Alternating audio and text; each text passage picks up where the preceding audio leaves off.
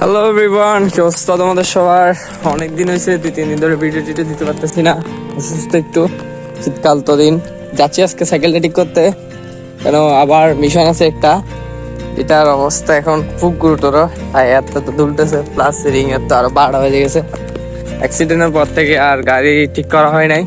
তাহলে আজকে চলো তোমাদেরকে এটার ফুল রিভিউ ভিডিও দিব, আজকে দিব।